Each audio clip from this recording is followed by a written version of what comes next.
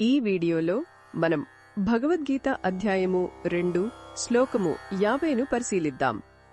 శ్రీకృష్ణ భగవానుడు ఈ శ్లోకంలో ఒక అద్భుతమైన విషయాన్ని మనకు బోధిస్తున్నాడు.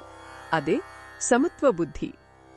అంటే సుఖం వచ్చినా దుఃఖం వచ్చినా గెలుపైనా ఓటమి అయినా అన్నిటినీ ఒకేలా చూడగలగడం. ఎవరైతే ఈ సమత్వ బుద్ధితో అంటే నిశ్చలమైన మనసుతో పనులు చేస్తారో వారు ఈ జీవితంలోనే పుణ్యపాప కర్మల ఫలాల నుండి విముక్తులవుతారు. ఇది ఎలా సాధ్యం? మనం సాధారణంగా ఒక మంచి పని చేస్తే పుణ్యం వస్తుందని, చెడు పని చేస్తే పాపం వస్తుందని అనుకుంటాం. కాని గీత ఏం చెబుతోందంటే, నువ్వు చేసే పని యొక్క ఫలితం మీద ఆసక్తి లేకుండా కేవలం నీ కర్తవ్యాన్ని శ్రద్ధగా చేస్తే ఆ పుణ్యపాపాలు నిన్ను అంటము. ఉదాహరణకు, ఒక తల్లి తన బిడ్డకు సేవ చేస్తుంది.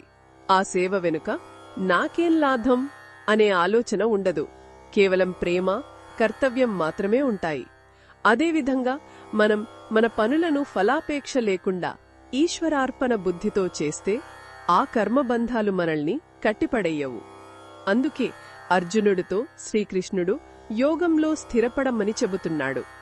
మరి ఇక్కడ యోగం అంటే ఏమిటి? యోగః కర్మసు కౌశలం అంటే కర్మలను నేర్పుగా చేయడమే యోగం.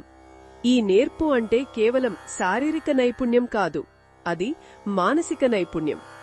ఫలితం ఎలా ఉన్నా మనసు చలించకుండా ప్రశాంతంగా మన పని మనం చేయగలగడమే అసలైన నేర్పు. మన దైనందిన జీవితంలో ఎన్నో పనులు చేస్తూ ఉంటాం. ఉద్యోగం, వ్యాపారం, కుటుంబ బాధ్యతలు, వీటన్నిటిలో వచ్చే ఫలితాల గురించి ఆందోళన పడుతూ ఉంటాం.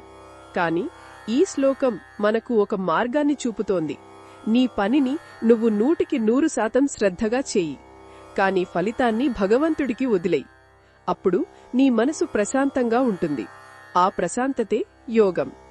కర్మఫలాలను త్యజించి సమత్వ బుద్ధితో మన విధులను నిర్వర్తించడమే నిజమైన స్వేచ్ఛకు, ఆనందానికి మార్గం. ఇదే కర్మయోగ సారం. ఇది ఈ శ్లోకంలోని భావాన్ని వివరించడమే లక్ష్యం. మరిన్ని భగవద్గీత శ్లోకాల అర్థాన్ని తెలుసుకోవాలంటే మా తదుపరి వీడియోలను తప్పకుండా చూడండి.